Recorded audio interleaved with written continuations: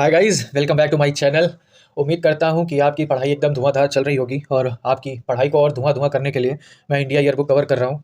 तो हमने पाँचवा चैप्टर आधा कंप्लीट किया था, तो आज पाँचवा और छठा चैप्टर इंडिया ईयरबुक का आज कंप्लीट कर लेते हैं। ठीक है, देखते हैं आइए। तो हमने ये देखिए, अब हम सीमा सुरक्षा बल देख लेते हैं। तो सीमा सुरक्षा बल की स्थापना कब हुई थी? 1965 में हुई थी और इसका उद्देश्य पाकिस्तान और बांग्लादेश के साथ अंतर्राष्ट्रीय सीमा की रक्षा करना है। इसमें सिर्फ इतना ही जानना है, उसके अलावा कुछ जानने वाला है नहीं। असम राइफल्स देखते हैं। असम राइफल्स की स्थापना 1835 में कछार लेवी के रूप में की गई थी और यह भारत का सबसे पुराना केंद्रीय अर्धसैनिक बल है। ठीक है। और असम राइफल्स के जवानों का मानवीय, न्यायपूर्ण और सदैव सहायक दृष्टिकोण वास्तव में दिलों को जीतने में सफल रहा है, जिससे असम राइफल को उत्तर पूर्व के मित्र की उपाधि मिली है। राष्ट्रीय सुरक्षा गार्ड देख लेते हैं। तो एनएसजी एक संघीय आपातकालीन विश्व स्तरीय जीरो त्रुटि बल है, जो सभी प्रकार की आतंकवादी गतिविधियों से निपटने के लिए बनाया गया है। अब ब्रिटेन में उसको एसएसएस बोलते हैं, फ्रांस में जीआईजीएन बोलते हैं, जर्मनी में जीएसजी 9 बोलते हैं और अमेरिका में डेल्टा फोर्स बोलते हैं। और ये गृह मंत्रालय के अंतर्गत संघीय आकस्मिक बल के रूप में अक्टूबर 1985 में एनएसजी की स्थापना की गई है। ठीक है। सीआरपीएफ थोड़ा इंपॉर्टेंट है, इसमें दो चार इंपॉर्टेंट टर्म भी हैं, वो हम देख लेते हैं। तो सीआरपीएफ क्या है? इसका गठन जुलाई 1939 में हो गया था और कहाँ किया गया था? नीमच। नीमच कहाँ है? एमपी में। ठीक है। और हर वर्ष 21 अक्टूबर को पुलिस स्मृति दिवस के रूप में मनाया जाता है। क्यों मनाया जाता है वो सारा इसमें लिखा हुआ है।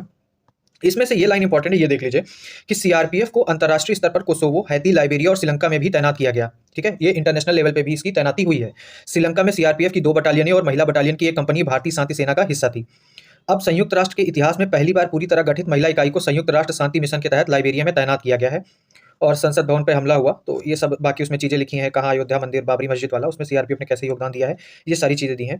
उग्रवादियों और विद्रोहियों से लड़ने के लिए सीआरपीएफ राष्ट्रीय आपदा प्रबंधन प्राधिकरण के तत्वाधान में राष्ट्रीय आपदा प्रतिक्रिया बल में भी योगदान करता है। इसमें आप ये लाइन याद रखिएगा कि इसकी अंतर्राष्ट्रीय स्तर पर भी तैनाती की गई है सीआरपीएफ की। ठीक है, मे भी इससे क्वेश्चन पूछ लें, जैसे होमगार्ड का पूछा गया था। अब केंद्रीय औद्योगिक सुरक्षा बल देख लें, इसमें भी हमें कुछ इंपॉर्टेंट लाइन्स देखने को मिलेंगी।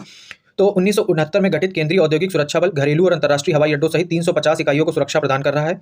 सीआईएसएफ के पास एक विशेषीकृत वीआईपी सुरक्षा वर्टिकल भी है, जो महत्वपूर्ण व्यक्तियों को 24 घंटे सुरक्षा प्रदान करता है। यह आतंकवाद और नक्सल प्रभावित इलाकों सहित विभिन्न क्षेत्रों में देश के प्रमुख महत्वपूर्ण बुनियादी ढांचा ठिकानों को सुरक्षा प्रदान करने वाली देश की प्रमुख बहुकौशल सुरक्षा एजेंसी बन गई है।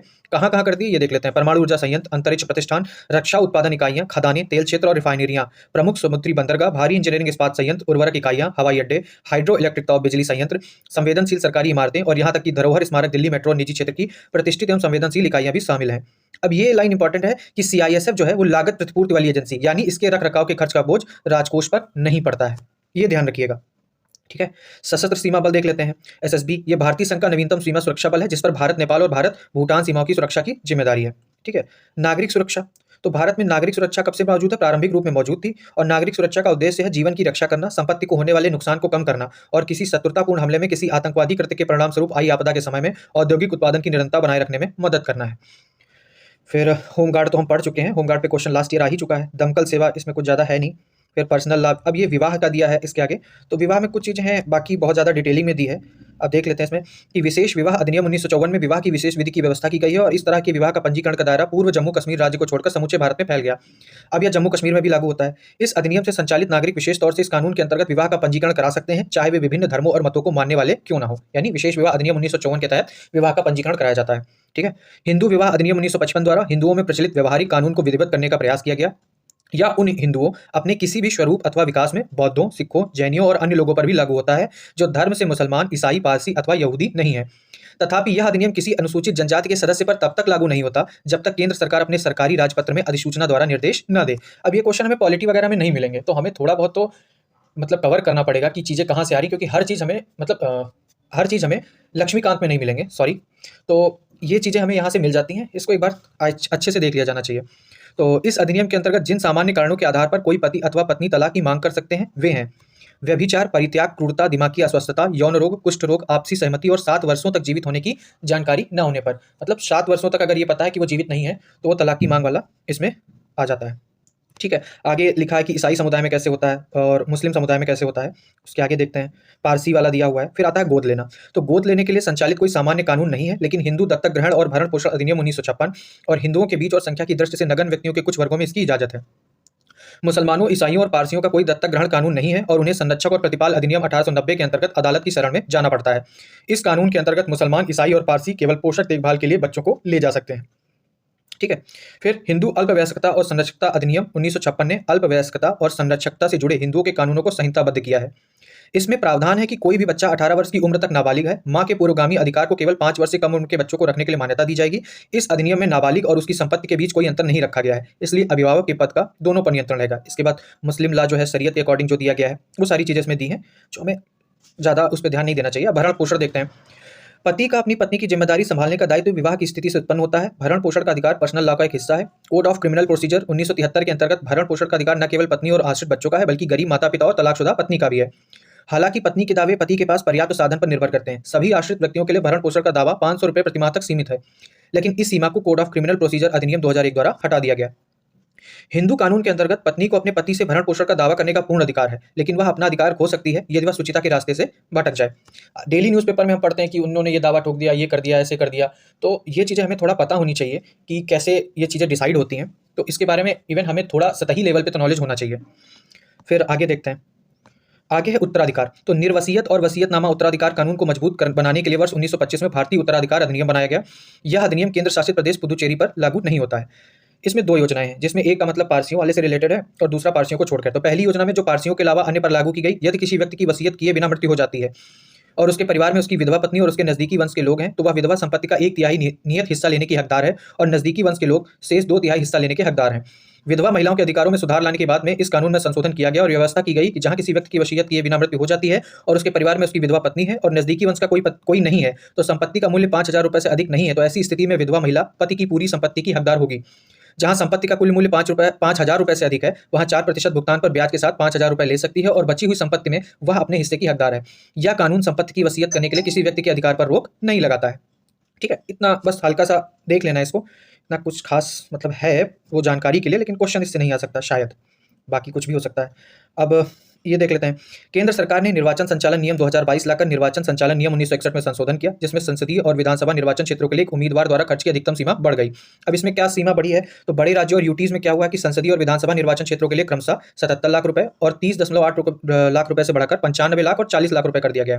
ठीक है, पहले 77 लाख था संसद में, उसको 95 कर दिया, और राज्यों में ये विधानसभा के लिए था 30.8 लाख, उसको 40 लाख कर दिया। ऐसे ही छोटे राज्यों में और यूटीज में वहाँ पे संसद और विधानसभा, संसद का था 59.4 लाख और उसको बढ़ा के उन्होंने 75 कर दिया, और राज्यों को मतलब विधानसभा के लिए 22 लाख था, उसको 28 लाख कर दिया।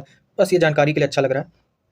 अब निर्वाचन क्षेत्रों का परिसीमन, तो आर्टिकल 82 इससे रिलेट करता है, ये आप देख लीजिएगा। तो चुनावी सीमाएं संविधान के अनुच्छेद 82 और 170 के प्रावधानों के अनुसार खींची जाती हैं। देश में पहला परिसीमन आयोग 1952 में बना था, दूसरा 62 में, तीसरा 73 में, चौथा 2002 में और पांचवा 2020 में। मतलब 5 परिसीमन आयोग अभी गठित किए जा चुके हैं। ठीक है, अब ईवीएम पे बहुत हाय तौबा मची रहती है, तो ईवीएम भी देख लेते हैं। तो ईवीएम क्या है, ये एक मतदाता सत्यापन योग प्रपत्र लेखांकन, जिसका प्रयोग निर्वाचन आयोग द्वारा संसदीय और विधानसभा क्षेत्रों के चुनाव कराने के लिए किया जा रहा है। दो सार्वजनिक क्षेत्र के उपक्रमों भारत इलेक्ट्रॉनिक्स लिमिटेड और electronics corporation of India limited द्वारा यह बनाई गई है। तो ये देख लीजिएगा किसके द्वारा बनाई गई है। ईवीएम का पहली बार 1982 में केरल के 70 पारूर विधानसभा क्षेत्र में पायलट आधार पर प्रयोग किया गया था। ठीक है, इसके अलावा वीवीपैट देख लेते हैं। तो वीवीपैट का उपयोग पहली बार 2013 में नागालैंड के विधानसभा क्षेत्र के उपचुनाव में किया गया था। वीवीपैट को मतदान प्रक्रिया में और अधिक पारदर्शिता प्रदान करने के लिए प्रस्तुत किया गया था। अब वीवीपैट क्या है, तो वीवीपैट ईवीएम से जुड़ी एक ऐसी अतिरिक्त इकाई है जो मतदाताओं द्वारा सत्यापन के लिए कागज की एक पर्ची प्रिंट करती है, जिसमें वोट किए गए प्रत्याशी की क्रम संख्या, नाम और चुनाव चिन्ह होता है, और जो देखने की खिड़की में लगभग 7 सेकंड के लिए दिखाई देता है। ठीक है, सिर्फ 7 सेकंड के लिए वो दिखाई देगी और वो फिर उसी डिब्बे में चली जाती है। फिर आगे देखते हैं। राष्ट्रीय मतदाता दिवस 25 जनवरी, ये पीसीएस के लिए थोड़ा इंपॉर्टेंट है। अब विदेश में रहने वाले भारतीय नागरिकों को मतदान का अधिकार। जन प्रतिनिधित्व अधिनियम 1950 की धारा 19 में यह व्यवस्था है कि प्रत्येक व्यक्ति जिसकी उम्र चुनाव की तारीख पर 18 वर्ष से कम नहीं है और वह निर्वाचन क्षेत्र का साधारणतः निवासी है, वह उस निर्वाचन क्षेत्र की मतदाता सूची में पंजीकृत होने का हकदार है। ये लाइन हो सकता है डिट्टो उधर ही क्वेश्चन पूछ ले। तो साधारणता निवासी का अर्थ इस अधिनियम की धारा 20 में दिया गया है, ये आप एक बार इसको सर्च कर लीजिएगा। बड़ी संख्या में भारत के नागरिक विभिन्न कारणों से भारत से बाहर रह रहे हैं, वे लगातार मांग कर रहे हैं कि उन्हें मतदान करने का अधिकार प्रदान किया जाए। ठीक है, अब भारत का जन प्रतिनिधित्व नियम 1950 में संशोधन किया गया, जिसमें प्रबंध किया गया कि भारत का प्रत्येक नागरिक जिसका नाम मतदाता सूची में शामिल नहीं किया गया है और जिसे किसी अन्य देश की नागरिकता नहीं मिली है, जो अपने रोजगार, शिक्षा अथवा किसी अन्य कारण से भारत में अपने साधारणता निवास स्थान में उपस्थित नहीं है और भारत के बाहर है, चाहे अस्थायी तौर पर अथवा नहीं, वह उस निर्वाचन क्षेत्र की मतदाता सूची में अपना नाम दर्ज कराने का हकदार है जहां भारत में उसका निवास है, जिसका जिक्र उसके पासपोर्ट में किया गया हो। केंद्र सरकार को यह अधिकार प्रदान करे, मतलब जो संशोधन हुआ उसमें, कि केंद्र सरकार को यह अधिकार प्रदान करे कि वह भारत के निर्वाचन आयोग से सलाह करने के बाद नियमों द्वारा उस समय को बताएगा जिसमें ऐसे लोगों के नाम मतदाता सूची में दर्ज किए जा सके, उनके नाम मतदाता सूची में दर्ज करने का तरीका और प्रक्रिया बताई जाए। ठीक है, महिलाओं के लिए सीटों का आरक्षण, तो ये हाईलाइटेड टॉपिक है, पहले भी हम कवर कर चुके हैं, थोड़ा आप करंट में कवर भी कर रहे होंगे। थोड़ा सा देख लेते हैं कि 1993 में पारित 73 और 74 कॉन्स्टिट्यूशन अमेंडमेंट ने संविधान में पंचायतों और नगर पालिकाओं की शुरुआत की। इन निकायों में महिलाओं के लिए 1/3 आरक्षण की मांग करने वाला ऐतिहासिक संविधान 128वां संशोधन विधेयक 2023 पारित किया गया।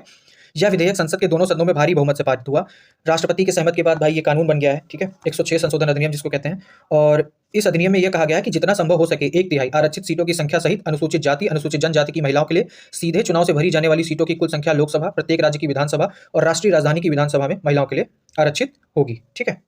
आगे देखते हैं, अनुसूचित जातियों, अनुसूचित जनजातियों के लिए सीटों का आरक्षण। लोकसभा और राज्य विधान परिषदों में इन जातियों के लिए सीटों का आरक्षण दिया है, ठीक है। संविधान के अनुच्छेद 330 और 332 में इन प्रावधानों का उल्लेख किया गया है। संविधान के अनुच्छेद 331 के अंतर्गत भारत के राष्ट्रपति इस समुदाय के 2 सदस्यों को संसद में नामांकित करते हैं और राज्य विधानसभाओं में भी इस समुदाय के 1 सदस्य को नामांकित करने का अधिकार राज्य के राज्यपाल के पास है।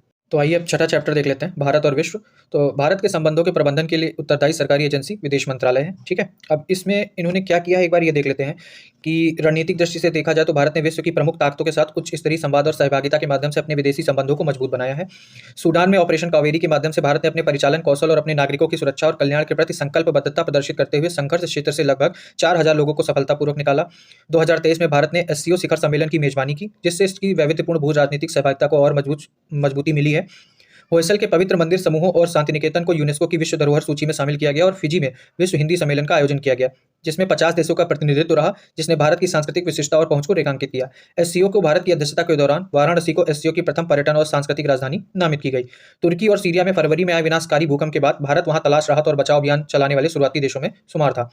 G20 ये बहुत हाईलाइटेड टॉपिक है, इसको एक बार देख लेते हैं। तो G20 भारत ने 1 दिसंबर 2022 को पहली बार G20 की अध्यक्षता ग्रहण की थी, ठीक है। भारत की G20 की अध्यक्षता की थीम क्या थी? एक पृथ्वी, एक परिवार, एक भविष्य, हमारे प्राचीन दर्शन, वसुधैव कुटुंबकम के अनुरूप है। भारत ने 60 से अधिक शहरों में 32 विभिन्न कार्य क्षेत्रों में 200 से अधिक बैठकों की मेजबानी की। सबसे महत्वपूर्ण बात यह है कि भारत ने G20 की कार्यसूची को आकार देते समय ग्लोबल साउथ के विचारों और आकांक्षाओं को भी शामिल करने का प्रयास किया है। अब उसमें ऊपर सारे मेंबर कंट्रीज लिखे हुए हैं, तो आगे देखते हैं, वो आप देख लीजिएगा, ठीक है। तो भू राजनीतिक तनाव के बावजूद ऐतिहासिक नई दिल्ली लीडर्स समिट घोषणा पत्र, ये नई दिल्ली लीडर्स समिट घोषणा पत्र, ये टर्म याद रखिएगा, पर सहमति भी नहीं, जो भारत की मध्यस्थता की क्षमता को प्रदर्शित करती है। यह घोषणा पत्र खाद्य सुरक्षा, ऊर्जा और राजकोषीय संतुलन पर संघर्ष के प्रभावों जैसे अंतर्राष्ट्रीय मामलों पर नेताओं के सामूहिक दृष्टिकोण को दर्शाता है। इस घोषणा ने 2030 एजेंडे के अनुरूप टिकाऊ विकास के महत्व को रेखांकित किया, एमएसएमई के समक्ष आने वाले मसलों को इंगित किया और वैश्विक वाणिज्य को बढ़ावा देने में एक विश्वसनीय डिजिटल सार्वजनिक बुनियादी ढांचे की महत्वपूर्ण भूमिका को स्वीकार किया है, ठीक है। और क्या हुआ है? आर्थिक एकीकरण को बढ़ावा देने के लिए भारत ने कई देशों के सहयोग से भारत, पश्चिम एशिया, यूरोप आर्थिक गलियारे की भी शुरुआत की है। इसके अलावा भारत ने जैव ईंधन का प्रबल समर्थन करते हुए ग्लोबल बायोफ्यूल अलायंस का शुभारंभ किया, जो कि एक बहुराष्ट्रीय प्रयास है जिसमें 19 देश और 12 अंतर्राष्ट्रीय संगठनों की भागीदारी सुनिश्चित की गई है। अब कौन कौन इसमें इंक्लूड है ये आप गूगल कर लीजिए, ठीक है। G20 की अध्यक्षता भारत के लिए बड़ी कूटनीतिक सफलता रही है। अब ये सारी चीजें लिखी हैं। अब इसके बाद इसमें आगे इस चैप्टर में ये है कि विभिन्न देशों के साथ भारत का क्या संबंध रहा है और इधर पिछले 1 साल के घटनाक्रम में जनवरी से लेकर दिसंबर 2023 तक, तो उसमें अगर कुछ इंपॉर्टेंट मिलेगा तो देख लेते हैं, बाकी उसमें ऐसा कुछ है नहीं। तो पड़ोसी प्रथम, भारत ने जनवरी 2023 में नई दिल्ली में आतंकवाद और अंतर्राष्ट्रीय अपराध से निपटने से संबंधित बिम्स्टेक संयुक्त कार्य समूह की 10वीं बैठक की मेजबानी की है, ठीक है। फिर अफगानिस्तान आ जाता है। तो भारत ने अफगानिस्तान में मानवीय और सुरक्षा से संबंधित मसलों और उनके बाहरी प्रभावों पर चर्चा करने के लिए मार्च 2023 में नई दिल्ली में प्रथम भारत मध्य एशिया संयुक्त कार्य समूह की मेजबानी की थी। बांग्लादेश, भारत और बांग्लादेश के प्रधानमंत्रियों ने मार्च 2023 में संयुक्त रूप से भारत बांग्लादेश मैत्री पाइपलाइन का आभासी रूप से उद्घाटन किया। वर्ष 2022-23 में $14.22 बिलियन के द्विपक्षीय व्यापार के साथ बांग्लादेश उपमहाद्वीप में भारत के सबसे बड़े व्यापारिक भागीदारों में से एक बना रहा। भारत ने बांग्लादेश के लोक सेवकों के 67वें और 68वें बैच को राष्ट्रीय सुशासन केंद्र और विदेश मंत्रालय के साथ साझेदारी में सफलतापूर्वक प्रशिक्षण देकर क्षमता निर्माण के प्रयासों में बांग्लादेश की सहायता करना जारी रखा। अब भूटान के साथ देख लेते हैं। तो ये पुनातसांगचू फर्स्ट और सेकंड पनबिजली परियोजना की प्रगति की समीक्षा और हाल ही में मेगावाट मांगदेचू, तो मांगदेचू जो परियोजना है वो भूटान से रिलेट करती है, ठीक है। भूटान के लिए 2022 में इसरो नैनो उपग्रह 2 INS-2B या भारत भूटान सैट के प्रक्षेपण, मार्च 2023 में थिम्पू में भारत भूटान सैट के लिए ग्राउंड स्टेशन का उद्घाटन भी किया गया, ठीक है। PSLV C-54 पर प्रक्षेपित द्वारा भूटान को भूमि मानचित्रण और अपने प्राकृतिक संसाधनों, कृषि और वनों के प्रबंधन के लिए हाई रिजोल्यूशन इमेज प्रदान किए जाने की संभावना है। मालदीव देख लेते हैं, ये तो करंट में बहुत ज़्यादा हाईलाइट था। तो प्रधानमंत्री के सागर और पड़ोसी प्रथम नीति के विजन के में विशेष स्थान रखता है और भारतीय निर्यात के लिए लगभग 13% बाजार हिस्सेदारी के साथ भारत मालदीव के दूसरे सबसे बड़े व्यापार भागीदार के रूप में उभरा है, ठीक है। म्यांमार देख लेते हैं। तो म्यांमार भारत का पड़ोसी देश है, महत्वपूर्ण है और 1700 किलोमीटर लंबी सीमा साझा करता है। अब जो मांगदेचू थी वो भूटान के साथ थी, ऐसे ही Kaladan multi modal transit transport project जो है वो म्यांमार के साथ है, ठीक है। और भारत म्यांमार थाईलैंड त्रिपक्षीय राजमार्ग जैसी परियोजनाओं के माध्यम से क्षेत्रीय कनेक्टिविटी पहल पर विशेष ध्यान दिया जा रहा है। KMTTP के एक भाग सितवे पोर्ट का, अब सितवे पोर्ट आप इसकी लोकेशन देख लीजिए, है ना, सितवे पोर्ट कहाँ है। ये परियोजनाएं भारत के पूर्वोत्तर राज्यों की कनेक्टिविटी बढ़ाएंगी और भारत म्यांमार के संबंधों को और मजबूत करेंगी। तो भारत की एचडीआर कार्रवाई और क्षेत्र में आपदा में सबसे पहले मदद करने वाले देश के रूप में अपनी भूमिका के प्रमाण के रूप में भारत ने ऑपरेशन करुणा के तहत मई 2023 में चक्रवात मोर्चा से प्रभावित म्यांमार के लोगों के लिए चिकित्सा आपूर्ति और राहत सामग्री भेजी थी। मोर्चा से प्रभावित कौन था? म्यांमार। ठीक है। फिर नेपाल, उसमें कुछ ऐसा खास दिया नहीं है, पाकिस्तान में भी नहीं है, श्रीलंका में हाँ कुछ जगह है वो देख लीजिए। और ये भी पड़ोसी प्रथम और सागर नीति के तहत इससे भी लगातार संबंध सुधर रहे हैं। भारत के प्रधानमंत्री ने श्रीलंका में भारतीय मूल के तमिलों के लिए 75 करोड़ रुपए की विभिन्न परियोजनाओं की घोषणा की। ये इंपॉर्टेंट नहीं है। नागापट्टिनम तमिलनाडु और कांके सतुराई, ये लोकेशन देख लीजिएगा, के बीच यात्री फेरी सेवा शुरू करने की घोषणा की और दोनों देशों के बीच बिजली ग्रिड और पेट्रोलियम पाइपलाइनों को जोड़ने के काम में तेजी लाने पर सहमति व्यक्त की है। ठीक है। फिर आगे देख लेते हैं अमेरिका के साथ कैसा है। तो साल 2022 में अमेरिका के भारत का सबसे बड़ा व्यापारिक भागीदार बनने तथा दोनों ओर निवेश बढ़ने में आर्थिक और वाणिज्यिक संबंध एक महत्वपूर्ण स्तंभ है। इसमें और कोई डेटा दिया नहीं है कि उन्होंने टेलीफोन पर बात की, इससे हमें क्या लेना देना। ठीक है। फिर आगे प्रशांत क्षेत्र में देख लेते हैं। Forum for India Pacific island cooperation के तत्वाधान में प्रशांत द्वीप देशों के साथ भारत के संबंध और मजबूत हुए हैं। तो forum for India Pacific islands cooperation, आप इसको गूगल कर लीजिए। ठीक है। मई 2023 में भारत ने पापुआ न्यू गिनी के साथ संयुक्त रूप से FIPIC तीसरा शिखर सम्मेलन की सह मेजबानी की है। अब दक्षिण पूर्व एशियाई देशों का संगठन। भारत हिंद प्रशांत क्षेत्र में विकसित हो रही संरचना में आसियान की केंद्रीय भूमिका का समर्थन करता है। भारत और आसियान के बीच विदेश, वाणिज्य, पर्यटन, कृषि, पर्यावरण, नवीकरणीय ऊर्जा और दूरसंचार के क्षेत्र में 7 मंत्रिस्तरीय सहभागिताओं सहित सभी स्तरों पर व्यापक सहभागिता के अलावा सहयोग के अन्य क्षेत्रों में आधिकारिक स्तर की बातचीत शामिल है। और सितंबर 2023 में प्रधानमंत्री ने जकार्ता में आयोजित 20वें आसियान भारत शिखर सम्मेलन में भाग लिया। भारत ने इंडोनेशिया और वियतनाम के साथ सीधा उड़ान संपर्क स्थापित किया है। भारत और सिंगापुर ने भारत की रियल टाइम खुदरा भुगतान प्रणाली यूनिफाइड पेमेंट इंटरफेस UPI और सिंगापुर में फरवरी 2023 में पेनाउ नामक इसके समकक्ष नेटवर्क का एकीकरण किया है। ये इंपॉर्टेंट फैक्ट है। ठीक है। 2023 में कौन आया, इससे हमें कोई लेना देना नहीं है। ठीक है। अफ्रीका देख लेते हैं। भारत के प्रयासों की बदौलत विश्व नेताओं के दिल्ली शिखर सम्मेलन के दौरान अफ्रीकी संघ का G20 का स्थायी सदस्य बनना सुनिश्चित हो गया। ठीक है। फिर अब पूर्व और दक्षिण अफ्रीका, इसमें ऊपर तो कुछ नहीं है, लेकिन ये चीज़ बहुत इंपॉर्टेंट है जो मुझे लगता है शायद कवर की गई है या नहीं, पर ये यहाँ पे देख लीजिए कि भारत के INS तवर ने केन्या के मुम्बासा बंदरगाह का दौरा किया। मुम्बासा बंदरगाह एक लोकेशन हो गई जो अफ्रीका का एकमात्र देश है जहां स्वतंत्रता दिवस 2022 के अवसर पर आज़ादी का अमृत महोत्सव मनाने के लिए भारत का राष्ट्रीय ध्वज फहराने के लिए भारतीय नौसेना का एक जहाज तैनात किया गया। ठीक है। ये इंपॉर्टेंट फैक्ट है, आप इसे देख लीजिएगा, जरूर से देख लीजिए इसे। फिर आगे और देशों के साथ है। अब दक्षिण एशियाई क्षेत्रीय सहयोग संघ और बिम्स्टेक। तो सार्क कैसे बना और क्या इसमें दिया है, बस इतना ही है और इसमें कुछ खास नहीं है। सार्क और बिम्स्टेक कब बना, कैसे बना, ये आप एक बार देख लीजिए। अब हिंद महासागर क्षेत्र, ठीक है, IORA का संस्थापक सदस्य भारत, मतलब भारत IORA का संस्थापक सदस्य भी है। यह सक्रिय रूप से संलग्न रहा है। IORA 23 सदस्यों और 10 संवाद भागीदारों के साथ हिंद महासागर क्षेत्र का सबसे बड़ा संगठन है। भारत IORA के साथ के आपदा जोखिम प्रबंधन तथा विज्ञान, प्रौद्योगिकी और नवाचार की प्राथमिकता वाले क्षेत्रों का समन्वयक भी रहा है। ठीक है। आगे देखते हैं। तो चीन के साथ इसमें भी ऐसा कुछ नहीं है। टकराहट दी है कि टकराहट हुई थी, उसको कैसे टैकल किया इन्होंने। अब SCO शिखर सम्मेलन की भारत ने मेजबानी की जुलाई 2023 में। ठीक है। तो कहाँ कहाँ इस बार मतलब किन संगठनों की मेजबानी मतलब अध्यक्षता भारत कर रहा है और भारत में जो बैठकें हुई हैं जो बड़े संगठन हैं तो उनको एक बार जरूर आप देख लीजिएगा और उनकी कंट्रीज़ मतलब जो जो उसमें मेंबर कंट्रीज़ हैं वो जरूर देखना है। फिर देख लेते हैं कि ये संयुक्त राष्ट्र अंतर्राष्ट्रीय संगठन, इसके साथ ये एक है कि 12 वर्षों बाद भारत संयुक्त राष्ट्र महासचिव की 2023 की report on children and arm conflict से बाहर हो गया है। 2010 से ही भारत ने इस रिपोर्ट को चिंता का विषय कहा। यह भारत सरकार और CASC पर महासचिव के विशेष प्रतिनिधि के बीच गहन मंत्रणाओं के बाद संभव हो सका है। ठीक है। भारत और शांति, जलवायु परिवर्तन पे भारत कैसे काम कर रहा है।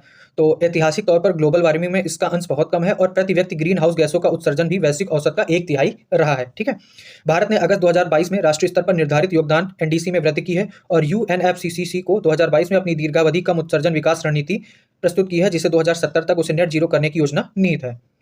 CDRI, IRIS ये सारी चीज़ें इसमें दी हैं, तो ये देखना है। और निरस्त्रीकरण एवं अंतर्राष्ट्रीय सुरक्षा मामले, जनवरी 2023 में भारत ने 1 वर्ष की अवधि के लिए वासेनर अरेंजमेंट की पूर्णकालिक अध्यक्षता की शुरुआत की थी। यह पारंपरिक हथियारों एवं दोहरे उपयोग वाली वस्तुओं और तकनीकों के निर्यात पर रोकथाम की व्यवस्था है। ठीक है।